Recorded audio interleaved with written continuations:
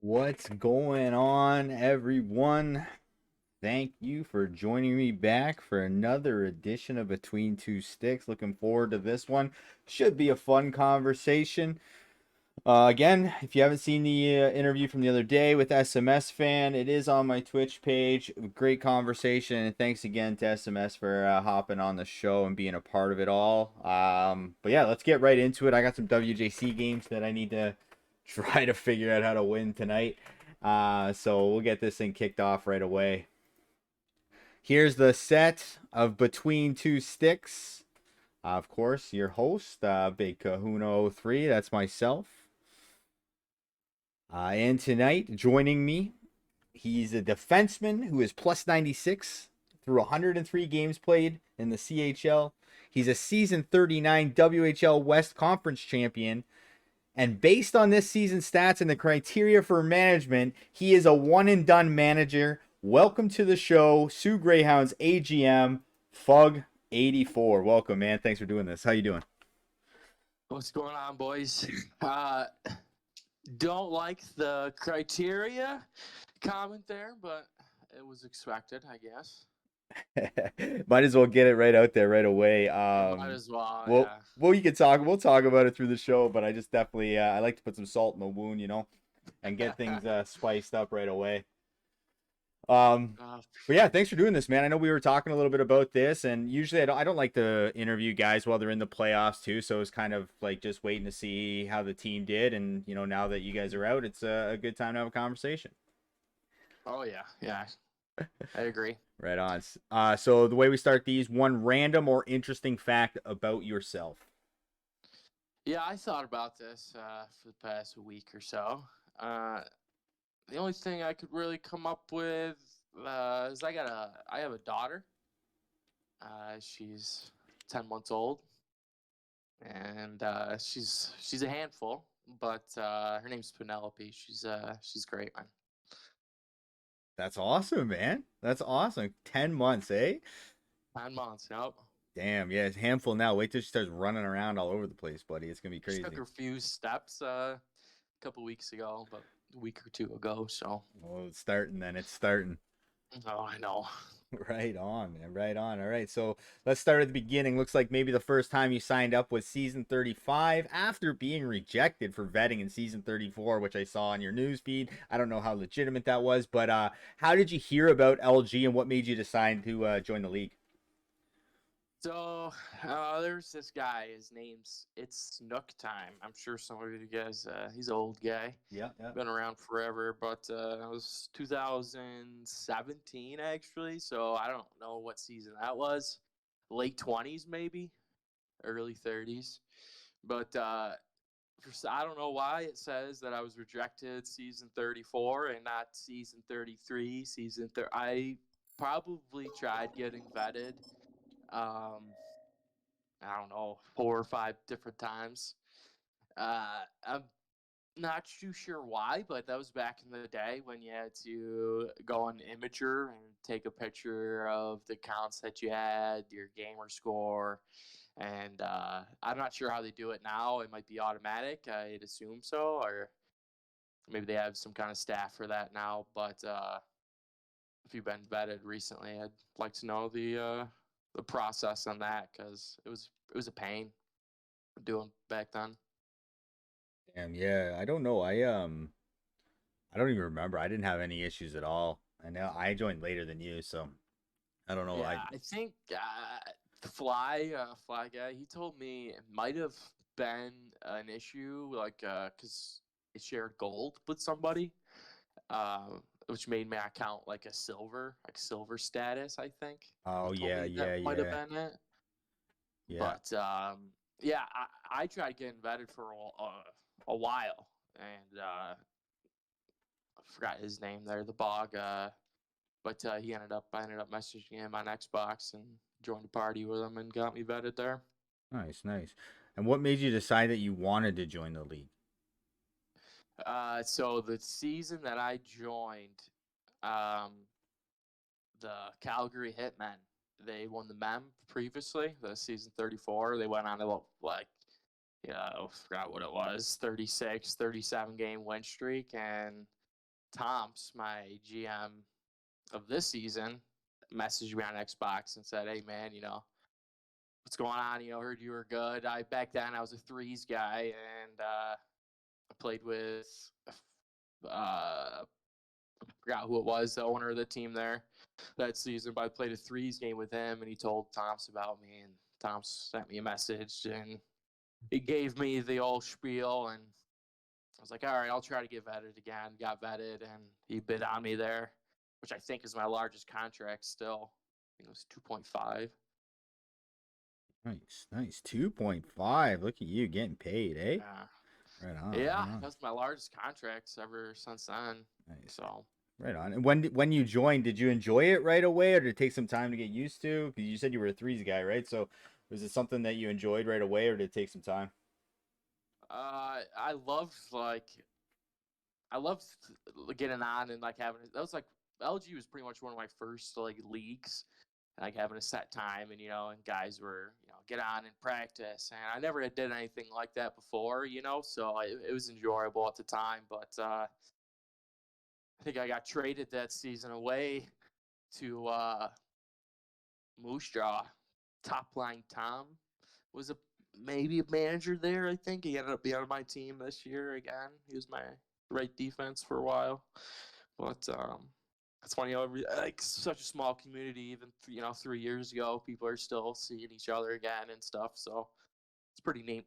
Yeah, man, for sure, for sure. And then, following that, Uh, oh, go ahead. yeah. So did I enjoy it? Yeah. I did at the beginning, and then I got traded and wasn't on the greatest team, and then I got traded again to Tri City, which was Mr. Recoup, and we ended up being good friends, having a good season over there. Met some guys. So at first, probably not didn't enjoy it, but ended up being good after that. Nice. Yeah, I know Riku built a couple really good teams there in Tri City too, so that's sweet. Yeah, he did.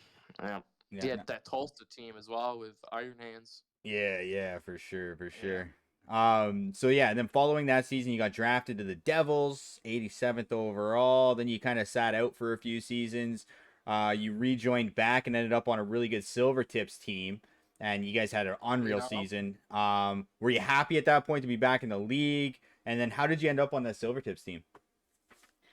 uh, I don't really know. I don't really remember, but that was Dezingle and SMS fan. Um, I'm not too sure. I remember trying to go on Tulsa with Mr. Coob, but he, I think Dezingle ended up having a pretty large opening bid on me, and Tulsa backed off. But I ended up being on Silver Tips and meeting some good guys over there. Um, Dzango's a great guy, man. Jack, SMS fans. He was on the other night on the show, and he's a good guy too. And met a few good guys over there. Yeah, no, you guys had a really good season that season too, and I think even you guys won the WHL that season, right? Or WHL West. You guys made it to the WHL finals that season, if I'm not mistaken. Yep. Right on. Yeah, we did. We lost to the Med Hats, Pistol Pete's team over there.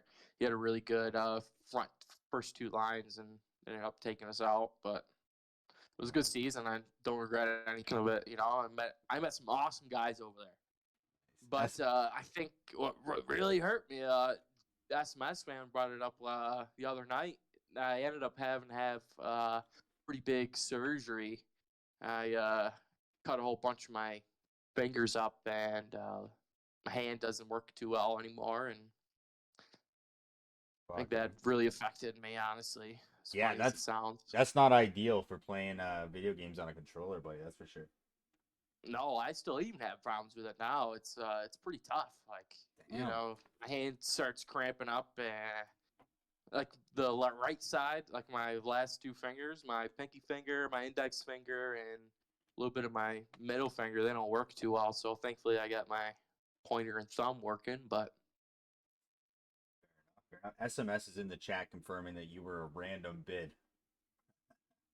that's awesome. Yeah, I don't. I was like, I don't think he. I don't think there was any. I don't know what he messaged me. I didn't even know anybody over there, man. I was pretty disappointed. I'll be honest with you, getting on the team. I was like, man, I don't know any of these. I don't know any of these guys. Yeah. But I ended up having a good season and meeting a lot of good friends, like I said before. So No, that's good, man. That's good. And like, you could be blind bidded and ended up on a bad team. So luckily for you, you ended up on a good one. So that's great. yeah, that's happened to me the past couple seasons in the NHL. But that Yeah. was rough. Yeah, now season 40, after you had that big season in Everett, you got a bid in the AHL. You end up playing on 4 different teams, like just getting tossed around. You might as well not unpack your bags. What was that season like, and what was going wrong? Why were you getting moved so much? Holy cow, man! I'm I don't know. So joined Utica. I think they won my bid with Dryward. Great guy as well. Props to him. He had a really good season the season after, but uh, I don't know. I we ended up not doing very well, and just got frustrated and had some choice words and ended up going on to another last place team. And the attitude wasn't there, and I was frustrated. I had a great season 39, and I move up to AHL, all excited that I'm going to AHL, and then the team after team, I was on the worst. I played for every last team in every division. The only last playing team I didn't play for was Ontario, the Reign, and but they ended up having a really good trade for me. I would have done the same thing, honestly. But yeah, it was just a bad team after bad team that season, and you know another blind bid, like you were saying before. You could always get a blind bid on a bad team, and that just ended up happening that season. Yeah. And that's how that went. So how do you try to stay motivated when you get traded that many times? Like at some point, it's like you kind of got to be like, this sucks, man. Yeah, it does. A good buddy of mine, Bergie, he got traded 7 times this season in AHL, and he's messaged me, man, I don't know what to do. This sucks. I'm messaging these owners, telling them like, what's the plan here, with me, and it's really hard to stay motivated, especially when you go and you get the notification that you got traded, and none of the managers on your previous team messaged you, hey, we're getting rid of you. And, they don't have to, of course. Mhm. It's not on them. They don't have to do that. But you go check the standings, and the team that you got traded for now is again in last place. And, unfortunately, it got to a point where I was not happy playing LG. It was probably the worst time. I thought it was bad. Yeah. I was not having a fun time, and happened again, season 41, got blind bid on, and another last place team. They ended up waiving me, but Yeah. Sorry, just before we move on, Griggs, thank you for the bits. Griggs bid 100 bits. Thank you so much. Saying he'd like to make an announcement that he's got taking a new guy under his wing in management. Mimical what? Gonna join him next season for management. Well, that's quite the duo. It looks like Mimico's confirming that too. So cool, Griggs. That's awesome. Um, Mimico, good luck, buddy. No better guy to have on management. I don't know, Fug, if you know Mimico or not. He's a great guy. So I've seen him around, yeah. But I know Griggs. He's a good guy, man. We had some good conversations, some bad ones, but most most of the time it was pretty positive. Nice. He's a good guy over there. That's sweet. All right. March 13th, 2022. What does this date mean to you? March 13th, 2022. I don't know. You got me on that one. You March just kind of 13th. mentioned it. So that was the day that you got waived and you got randomly assigned to the Guelph Storm where I was managing. March Oh, yeah. 13th. So, I bitched and complained all these seasons owning that I never get a good RA, and then finally I get one. And the first thing you say to me is that you work too hard, you're too busy to play, you only play on hotel Wi-Fi in the West Coast bullshit. Just the absolute opposite of what I was looking for.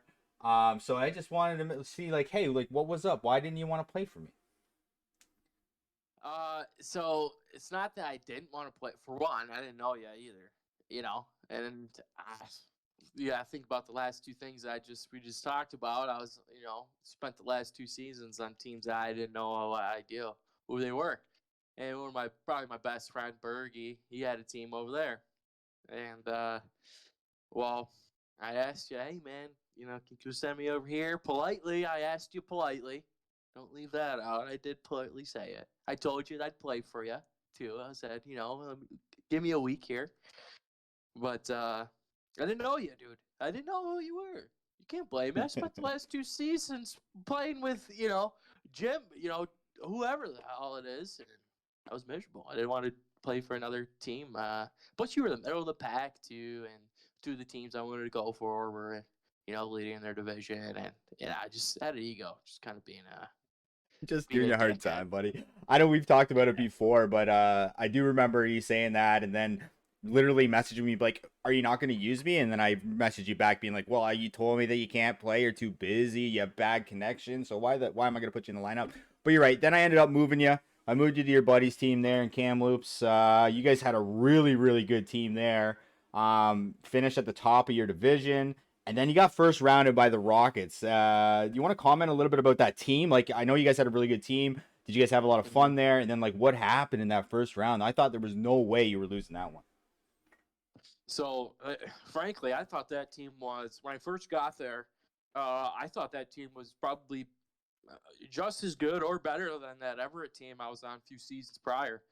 And um, I'd have to ask me, Bergie, have talked. He was the owner. Bergie was the owner of that team, and you know, we had two guys on protection, and they waived their protection to go play on the last place Florida Panthers team in the NHL, which is I'm not too sure why you'd go do that. And they were bottom of standings. They were 20 or so points behind, and this was more than halfway through the season. I didn't understand it at all. So there goes our top two lines, our top two forwards and our front line there. And then we had a bad trade. We had Wizza uh, playing our center on our top line. And I don't know, no offense to Berg, but I don't know what was going through his mind trading Wizza for Maltese Falcon.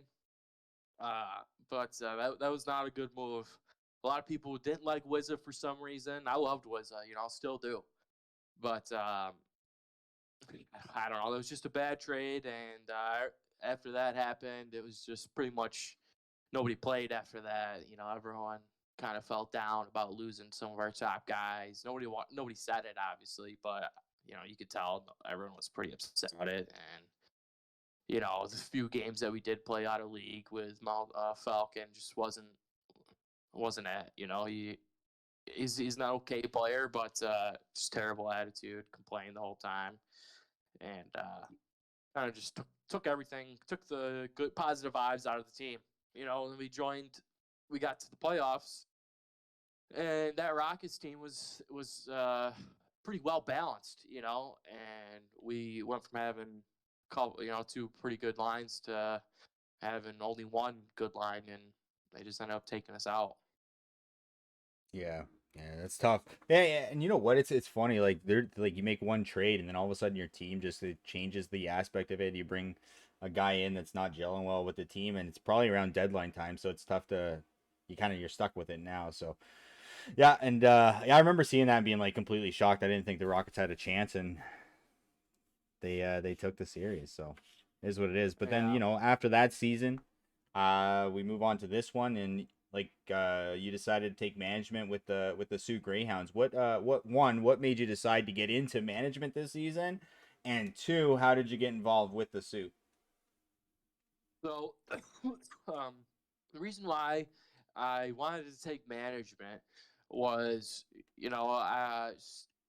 season 41 with Kamloops, first rounded, and going when you traded me to them, I thought, man, we got a pretty good shot at a run, and got first rounded, and then there was the Everett team.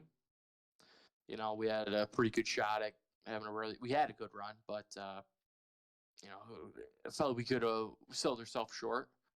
And then the mixed seasons in between and after those ones with the bad teams on AHL, I was like, it's time to see what I can do with a leadership role and see what kind of team I can help build, and that's kind of why I took management, was to try to get a nice run, a good team. And, we all know how it ended up, and there's lots of series of events on how that's a reason why it happened. But how I got in contact with Sue or with Slayer was a funny story on that end.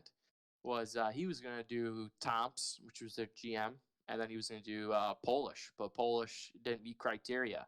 But he was way over. He was. I'm very close, but he was way over. And I asked about it before. I saw he put up a post. Was like, I'm looking for a guy, and that must have been before Tom's was gonna manage. I asked Slayer, and Slayer kind of ghosted me, which was funny. He ghosted me. I messaged him like, "Hey, I'm looking for a manager. I want to manage," and he ghosted me. Uh, Hopefully Slayer's in here to comment on that, but that was funny. And then Tom's, I've known Tom's for a long time. Like we said previously, he was manager of my first team at LG, and he messaged me saying, "Hey, man, you want to come with me?" And I said, "Hell yeah, I'll join you, man." And that's how that happened. Nice, nice. Not a bad team to start managing with, that's for sure. But Uh, you guys were a good team all season long. You made a bunch of moves though this season. I thought at one point you guys had a really solid third line, but by the end of the season, I mean, we both know that was not the case. So, is there like what went on this season to kind of put you guys where you were? And is there one move that you wish you and your management group did not make this season? um, yeah, oh yeah, for sure. Um, there's one in particular uh, that kind of set off a series of events that led up to our third line being was. That was I tried getting ahead miserable. He's a good friend of mine, known him for a long time, and our group of friends that we have, which is Fears, Indigenous, Miserable, and we've been playing together, knowing each other for a long time. We wanted to get on a team, and ended up having the opportunity to trade Eller, which was Hamilton. I traded him to Hamilton. We did a 3-way trade with Kelowna and Hamilton. I ended up giving Eller for Indigenous. Indigenous ended up being something happened in our friend group, and we just ended up not being friends anymore. And he just ended up being I don't know, word it. Ended up being a psychopath. He just said a whole bunch of toxic, just completely terrible things to a few of us, and that's the only trade really that set off a series of events that led up to the team, our third line being what it was. Yeah, so So so the Yeller trade, you're saying you would have yeah, rather sorry, held on kind to of went on Heather. a tangent there, Yeah. but yeah, that's the trade that I would take back with Zeller for Indigenous. But Eller, his avail was iffy as well, and I let Wiz know that, and he was okay with it, and I knew Indigenous would try to be there when he can, and he told me he could have played at least 2 days, and that was good enough for me to make the trade, and to get a group of friends there. That's the only trade that ended up not working out, and that's the only trade really that I regret doing. For sure. And what are your thoughts? Like I know like there's that trade, sure that may have I mean, but like when we looked at that third line at the end of the season, I think that was probably like the weak point on the Sioux, right? Was that third line forward group. Now the biggest gap there I personally think was having Grizz called up, right? So like what are your thoughts there and on him getting called up right before playoffs? Well, for one, we had Hamel. Uh, Yeah. Hamel get called up. He played on our third line. Great player, absolute fantastic player. Uh, and then we had also Moonrocks, which he got called up.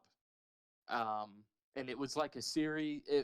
With the Moonrock situation, he was played in our third line, and at the time wasn't even a third line. Let's be honest, it was a great line. But it was weird because we had word that he was going to get called up, but he didn't call him up till like week 6, and it was an awful situation because we sat here, twiddling our thumbs, thinking like, when's this going to happen? Uh, how do I prepare? And then we messaged some of the managers and we're like, hey, what's going on? And they said, oh, we don't know. We're going to call him up. We might call him up, and then they ended up calling him up. So mainly that's what led to the third line being the third line, was those two call ups. And then we had Haynes X88, who also played on the third line, and that's when we had a really good win streak there. And he ended up having a bad play on a power play or a power kill or penalty kill, and ended up costing the game in third period, late in the third period. And he ended up, saying, "Get me out of here! I don't want to play with these scrubs." And then we traded him off to Kitchener. It sucks that you get handcuffed like that sometimes, right? Where guys like, get me out of here. I'm like, okay, well, I'm not gonna keep him because if I keep him, he's just gonna cause Exactly. a bunch of shit. Am I gonna get Yeah. the return that I want for him? Probably not. But yeah, sometimes you just No. gotta ship those guys out, right? And he's like, "Get me out! Get me out!" He left before the game was, the game was over. It was the mistake that he made costed the cost of the game was 3 or 4 minutes left in the period, and he left before the game even ended. He left the Discord and left everything, messaged Slayer and was like, "Get me the hell out of here!" I'm not a third liner. But his third line was, what it was, like 8-2 or 8-3 or something really good for a third line. We were on a 13-game win streak previously, so I don't know why he was so mad about it. But I Well, I guess he mean, wasn't everybody hearing plays the from. same amount of friggin' games every week. I don't know why you're worried about being a third line for like there is no lines. Everyone plays 3 games. You can't prioritize one over the other. No. Yeah, but the way our lines looked, we had Joe Poe, Slayer, Cup, all those guys were, averaging 3 or 4 points a game. It was, you could tell that that was their front line. Mm-hmm. And you had me, Tops. We all were having a great. You could tell that was the third line, if there was a third line, and he just wasn't having it, I guess. Crazy. But back to the original thing with Grizz, I mean, there is a season-long history of the reason why that happened, and you know, he I don't even know where to start with that. I'll be honest with you, um, or how far I should even go with it. But he wanted to play with Tops. He wanted to play with Tops, and they didn't want to play. Tops didn't want to play with Grizz, but Grizz wanted to play with Tops, and it was like a. It's funny how people always think like, "Oh, this is my buddy. This is my buddy." There's a season long of screenshots of this guy not wanting to play with this guy. You know, and so I said, well, can you control this third line? And at the time it would have been Torv, Grizz, and Darth Alice, which is an okay line with Grizz. Grizz is a great player, but he didn't want to play on that line, even though he said he wanted to and wanted to play with Tom, top line Tom, as his D part, as playing in front of him at D. But he he just went to his management and said, I don't want to be here anymore. Call me up, and they called him up, and we were forced to call up somebody. I forgot who it was. Oh, we called up Darth That's when you Alice. called up Darth. Yeah, Yeah, but he didn't want to play with us. Basically, quit out on us. Honestly. that's tough, man. That's tough. That's crazy. That sucks. So definitely something that could have been avoided. It wasn't an AHL team kind of trying to screw you guys over. Then it was volunteered No, action. it was a volunteered action. The AHL team said, we need to call up somebody up, but we don't need to call up Grizz. We have somebody else. How important is this guy to you? That's what he asked me and Slayer. Me and Slayer were like, he's now in charge of our third line. He's very important to us. And he's like, okay, no problem. We won't call him up. We'll figure something else out. Don't worry about it. And then this happened where he wanted to play with Grizz, or Grizz wanted to play with Tomps, and that would have, at our situation with the team with availability, that would have led to have Jopo, Miserable, USC, one of those guys on the third line, which, let's be honest, isn't going to fold over well. All of those guys are NHL players, or top AHL players. Those guys are not going to put up with a third line CHL, Mhm. right wing, and they're not going to put up with that, and that would have just led to more problems, and it was just a hassle. It was a hassle. It was a big situation, and it goes way further than what I'm saying now, you know. Um, and it was just rough. That's why the third line was the way it was. Yeah. No, for sure, for sure. Yeah, so a series of events just keep causing people to leave, and you that just makes your other two lines almost have to be perfect come playoff time. And once you get through the first round, sure, but once the OHL is a really good league, and I think that it's impossible for two lines to be perfect like that. So, next to impossible, and that's what happened, I guess, in your last series there. Now, what was it? What was the emotions like in the team after losing there in the second round? I'll be honest with you, it was pretty positive. The only reason why it was positive was because there was so much drama and BS happening throughout the regular season that everyone was checked out. I'll be honest with you, Yeah. everyone was checked out. There could have been 5 or 6 COCs happening in our Discord at a time, daily basis, and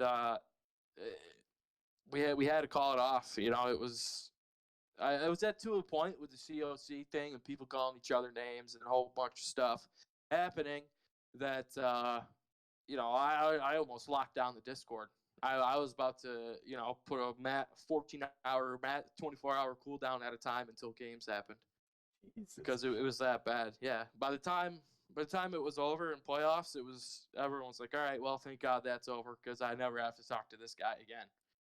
You know. Yeah. No, that's fair. That's fair. I mean, it's nice. Like, I guess it sucks when guys check out, but I mean, that's just another reiteration. Like just when people say stuff like that, like, it's a game. We're all really like we can be good as we want, but as soon as like you have crappy guys around, man, that are gonna like ruin the mood, like it can make a big difference for even good players, right? Like I thought you guys had a really good team, and it is obviously I think unfortunate to see you guys get knocked out in the second round, but. Sounds like some guys just were not enjoying themselves, so maybe it could have been for the better for some guys too. So It's the whole bad attitude problem.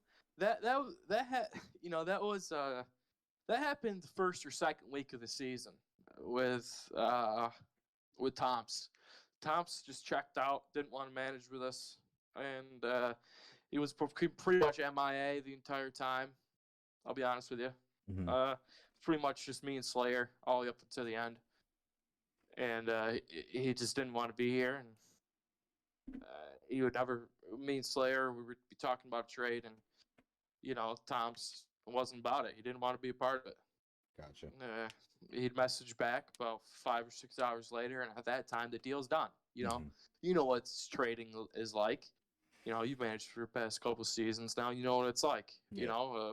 After 30 minutes, if trade hasn't gone anywhere, chances are there's a good chance that it's going to be gone. So when you message hours later, chances are that deal's over and done with. Yeah. Move on. Time to Yeah, move on. and Yeah, for sure. me and Slayer ended up calling him out on it, and he wasn't having it, and just pretty much said, "Fuck you. I'm just gonna ride the wave. We'll do bare minimum." There you go. All right. So first season. Is this your first season But managing? that's my first season managing. All right. All right. So Yep. maybe give me one thing as a manager that you learned this season that maybe you didn't know before. Well, uh, you don't know somebody until if you're gonna go into management, make sure you know who you're going to management with. I went in thinking, me and Tom's been friends for a while. It's gonna be a fun season, and ended up not. That wasn't the case. You know, me and Tom's didn't talk for a couple months, and ended up not being the person that I thought he was. So if you're gonna take management, make sure that you know who you're getting in management with. That's what I learned. You know. And I didn't know Slayer going into management, and now me and him have hour-long conversations every day. You know, so make sure you know who you're getting in management with. I wish I knew that. That's fair. That's good. That's what I Yeah. learned. That Fair enough. definitely is what I learned. Fair enough. And what do you think? What do you think it takes to be a good manager in this league? A good manager, patience, patience for sure, because you're going to deal. It's pretty much babysitting majority of the time. You know, um, I know a lot of people can contest to that. It's you got to have patience with some of these guys. Some of these guys are a lot younger than some of us, and some of those guys, those younger guys, they can get toxic. They can, message you during mid game, saying, "Oh, I hate this. I want to go," or, you got to have patience for sure to be a good manager Mhm. and keep good connections with guys for trades, you know, various things. For sure, for sure. Cupid highlighting in the chat here, the percentage of idiots is much higher than people think, and I would agree with them. I think a lot of people Yeah. think as managers, like it's just as easy as dealing with guys that just want to play. Everybody wants to play, everyone wants to have fun, and that's just not the way it is at all. It's so easy, being a player. This being my first management season, it's so much. I couldn't, I never really understood the time and effort that it takes to be a manager. The amount of time that I spent looking at rosters, looking at the news, and who's getting released or who's and who's signing up late, our late sign up prospects and stuff like that, and then looking at the news feed on in AHL, who's on waivers, the amount of time and I spent as a manager, I never appreciated that, and a lot of guys don't understand that, and that's why it's so hard managing. And people don't understand it is getting all these guys together and keeping them happy, because you can have two buddies on a line that don't mesh well with that third guy. And then now you have to find somewhere to put this third guy. Are you going to trade him? Are you going to put him on a different line? And the series of events that happen after that. If this guy doesn't mesh well with this guy. Yeah. Yeah, no, for sure, for sure. All right, let's get to some fun stuff here. Mhm. What team or manager was the worst to make moves with this season? Uh, man, Drags for sure. That guy's Drags was the worst person to talk to, and I'm sure if any other managers are in here saw me and him going back and forth a few times in the managers chat, But he was probably the worst person to trade with. A lot of people say Vladdy, but Vladdy was I've known Vladdy for a while, so maybe it was a little bit easier talking to him, me and him talking. But I've heard a few people say Vladdy's the worst, but that wasn't the case for me, man. Drags was pretty bad. I said in the chat the other night, SMS fan. I don't know how many times I messaged that guy, and he messaged me back with a one-word answer, and I could have, it was just he was pretty bad too. But I mean, the easiest, if you want to say, is it's got to be Vladdy. The guy made 70 trades throughout the season. I don't know how you can be so hard or bad talking to this guy when he's made 70 trades this season. I just don't understand why people are saying that.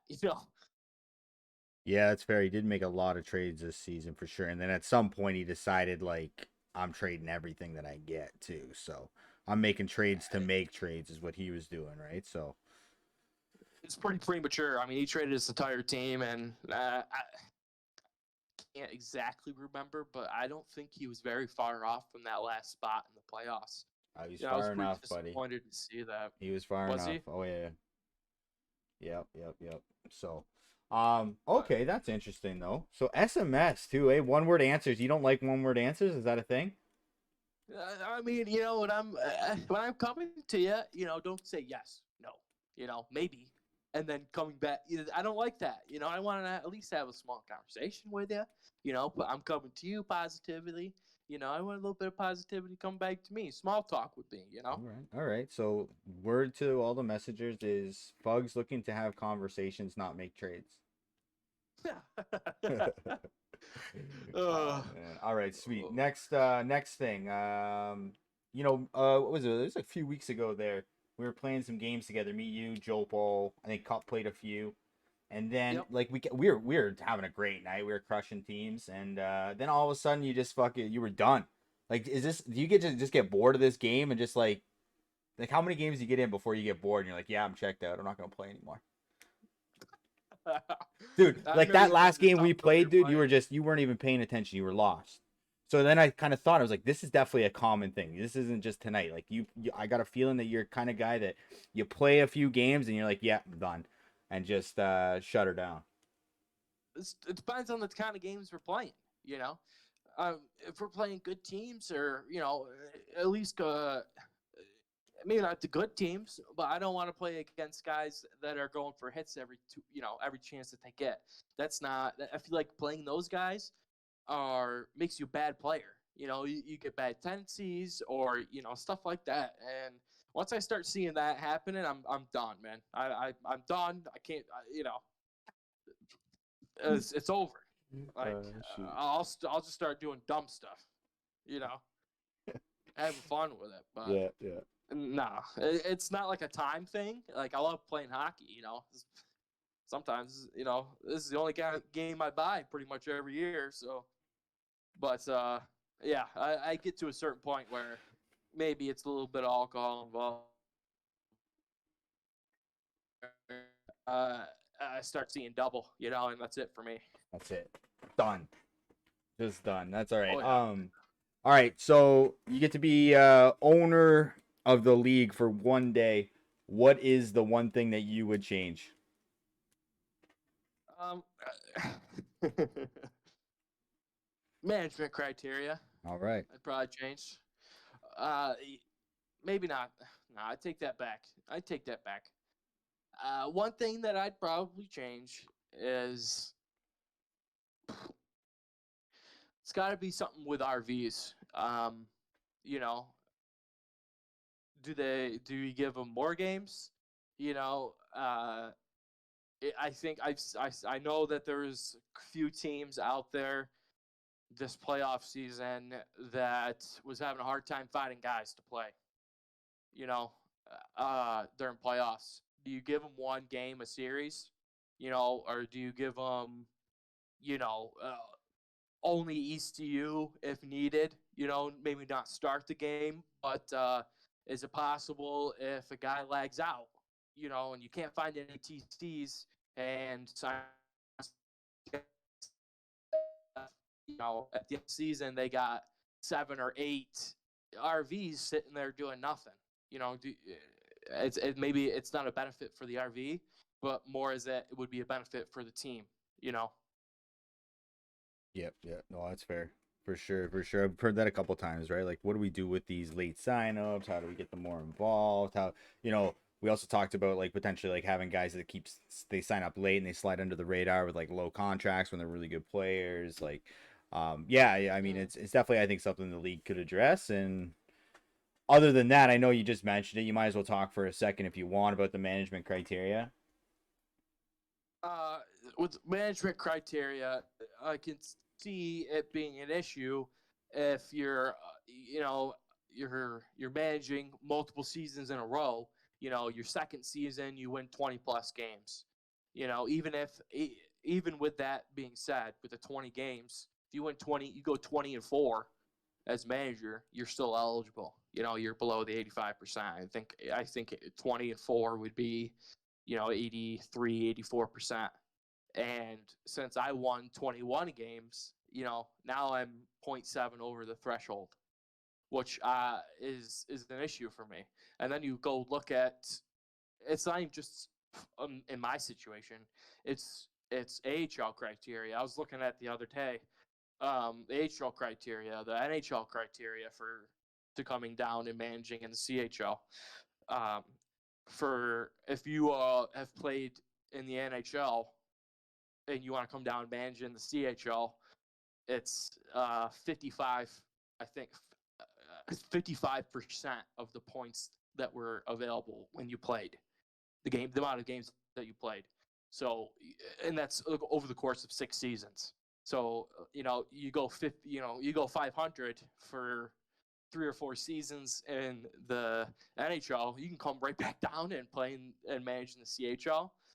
I don't see that compared to the CHL criteria. If you manage in the CHL prior season, you know, the amount of guys that are in the NHL that could come down and that have gone 500 over the course of the past 6 seasons that could come down and absolutely dominate the CHL. And I'm talking, 80, 70, 80 point seasons is ridiculous. A perfect example. I was played a couple games for Bufflin's Nashville Predators team. Um, he's got some guys on that team that went 500, and I was playing with them, and I'm thinking these guys, are completely different from any forward on my team. These guys are unbelievable. And then the season ended, and I'm thinking about the criteria, and I'm looking, and these guys are 500. They've been 500 for the past 4 or 5 seasons in the NHL.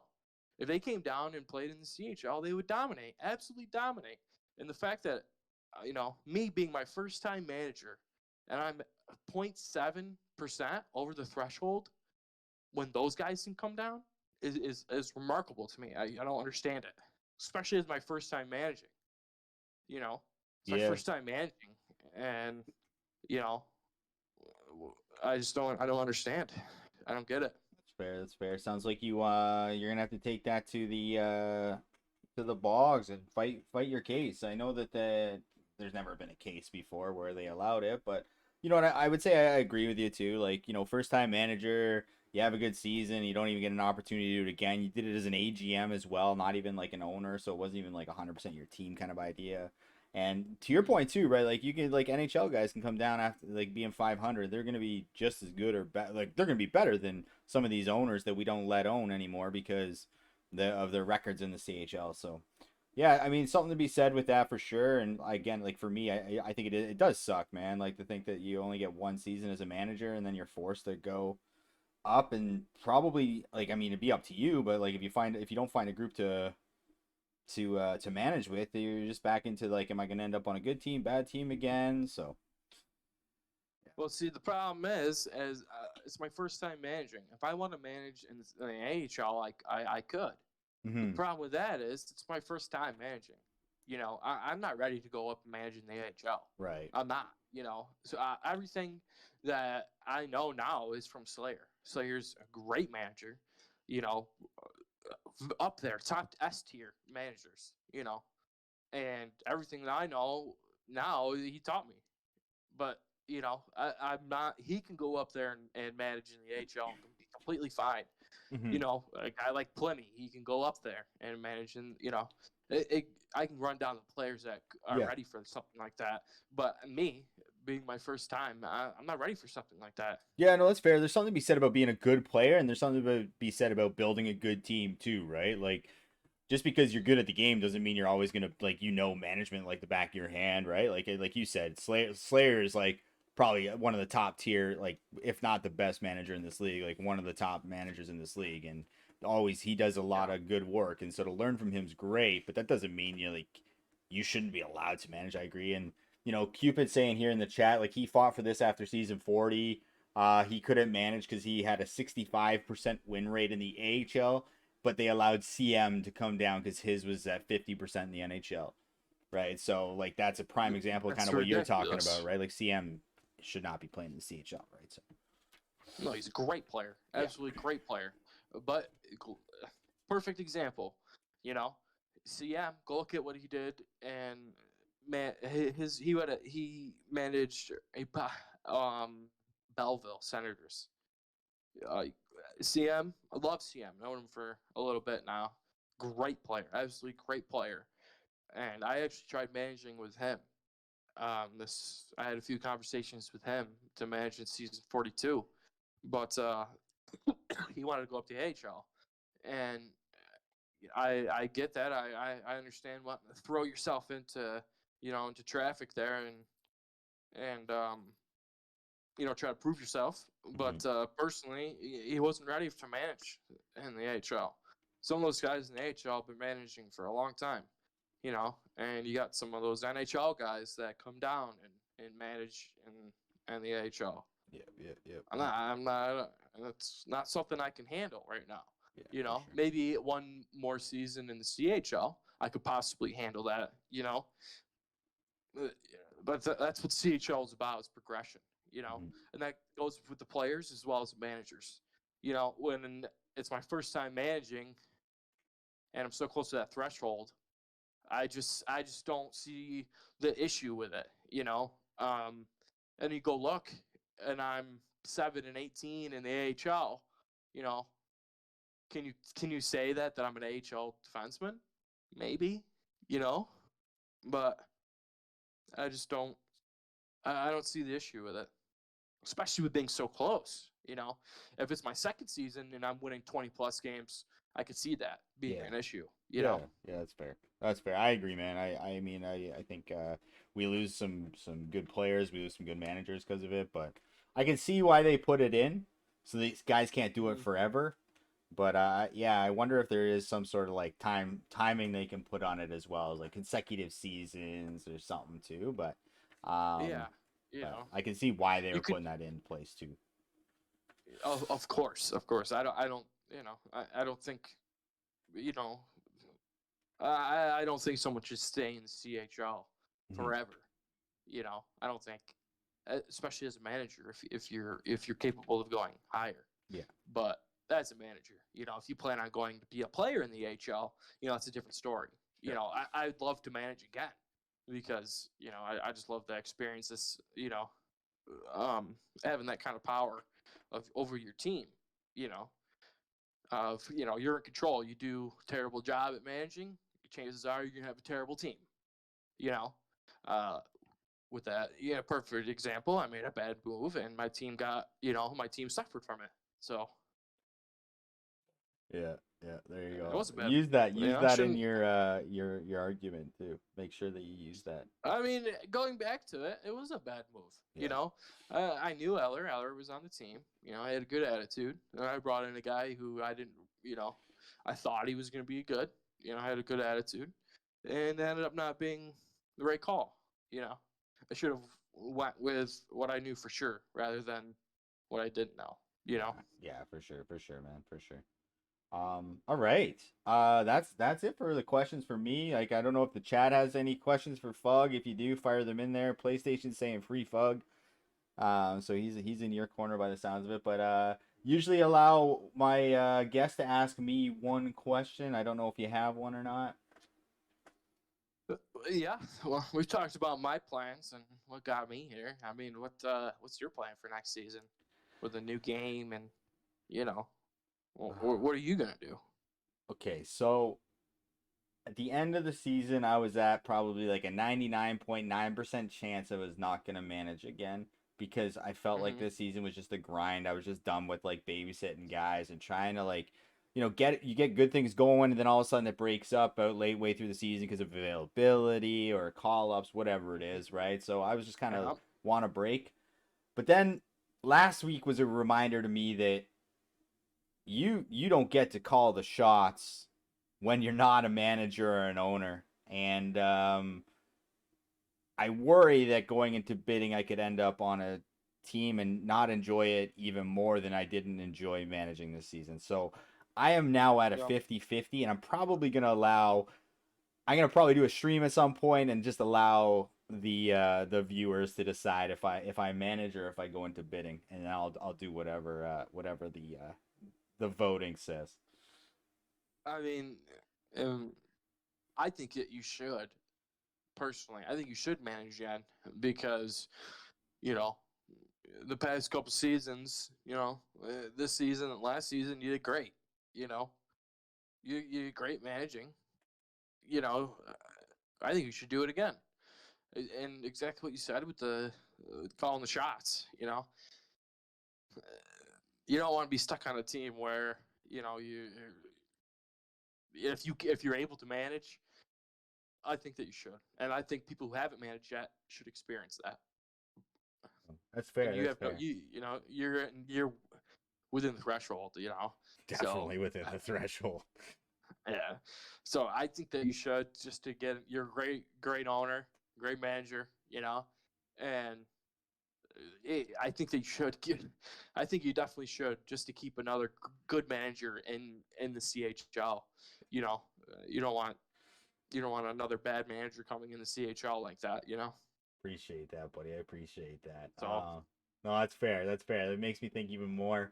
I still think I might leave it up to our voters just to make some content, have some fun. But no, I appreciate that, man. A few questions going in here. We try to get these done in the next couple minutes because I do have to go warm up for my WJC team because I'm playing defense and I'm playing like last week was just trash. I need to do better this week. So, um, Turtle is cute's asking who you think's gonna come out of the W and the O, and who's your mem favorite?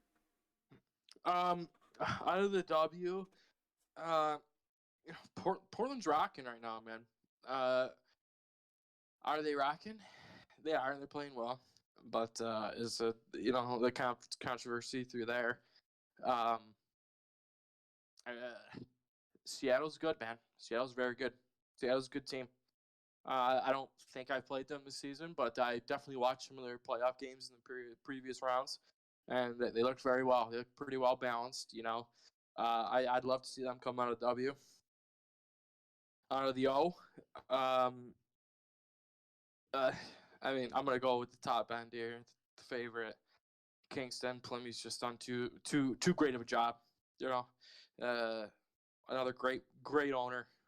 You know, he's proved himself for the past few seasons for a long time. Actually, he's a great owner, great player, and I think he's gonna come out on top over there. Uh, I don't think Swifty over there. He's saying, "Oh, we got Vale issues." I don't blame him. I don't blame him. You know, but I just don't think they have enough to beat him. Yeah,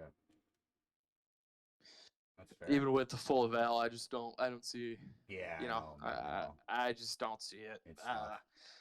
And I know Plymmy. This is he said this is his last season. So, you know, I hope he goes all the way. He deserves it. He's built a great team. Okay. Just looking through some other questions here. Cupid was saying, and I don't know this whole scenario, but Cupid said from outside it did feel like those two call ups early, Hamill and Moonrock forced you guys to trade Sirac because of cap, Sal and Rock. then Yep. it looked like it all got fucked up.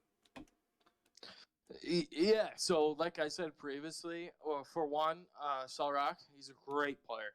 Mm-hmm. He's a chem guy. He's a good chem guy, but he was 4 million. He was 4 million. His contract is massive. And then the whole thing happened with Tri City, and um, shout out to Elite Scrub, giving guys other opportunities to save their season. We ended up trading Sal Rock for great friend. He should be up there in the draft picks. He's top 3 draft pick in my opinion.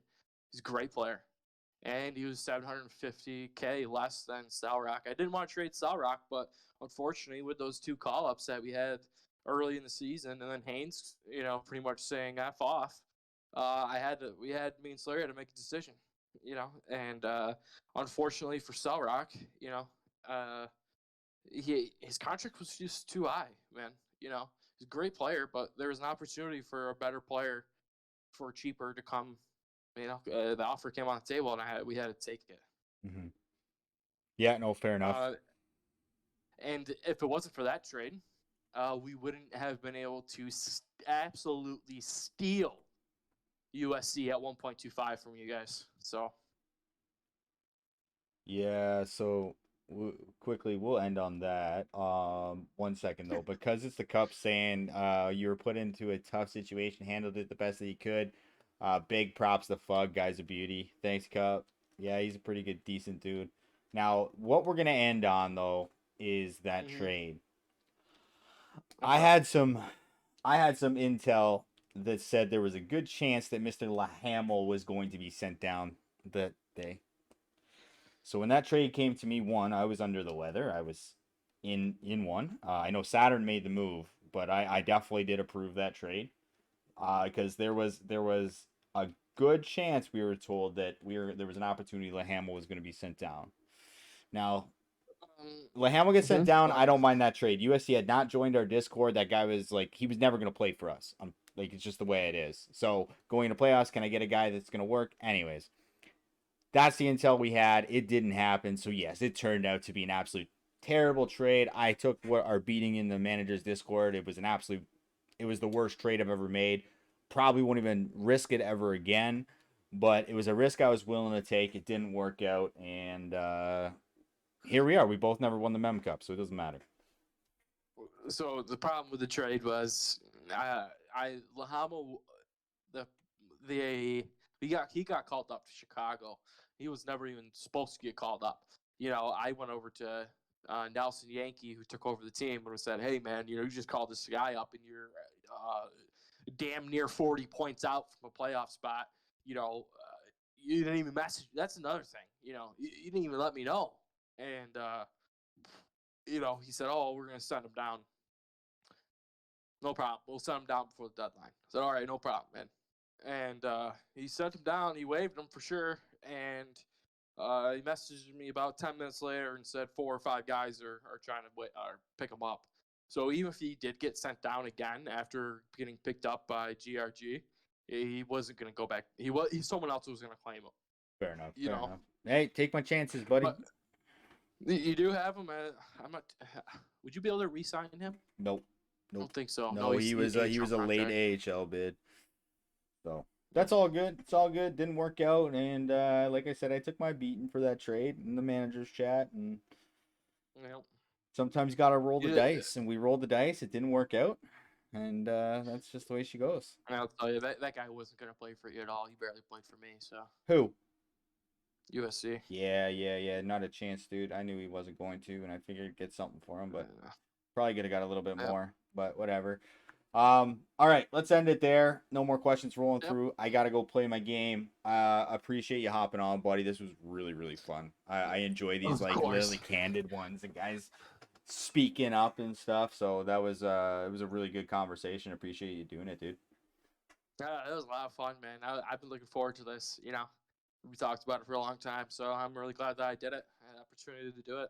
Hopefully we can do it again, Yeah. Hey, we got to get some your ice cream reviews in the Kahuna's Corner at some point. That's what we'll do. Yeah. Oh, I still got them, man. I take a few bites every now and then, make sure I keep them in stock, because who knows when we'll be able to find them again. So let's do it. All right, man. Well, you have yourself a good night, and we'll talk soon. Of course. See you. All right, thanks to everyone for joining. It was a lot of fun. I do have to go play some NHL, so try not to get absolutely coned tonight. But yeah, so thanks to Fog. That was great. The chat was unreal tonight. It was a lot of fun. Next show coming up Wednesday with RTC owner, first year owner with the Barrie Colts, who made an absolute crazy run. All these things had to fall into place for them to make playoffs. And they did it. So we'll have a conversation with him about his experience, first time being an owner, what he learned and whatnot. We'll have some fun with that one. And then again, LGCHL Awards show will be on the 22nd. And we'll have a few more interviews in between there to announce here soon. So have a great night, everybody. And we'll be back here on Wednesday. Take care.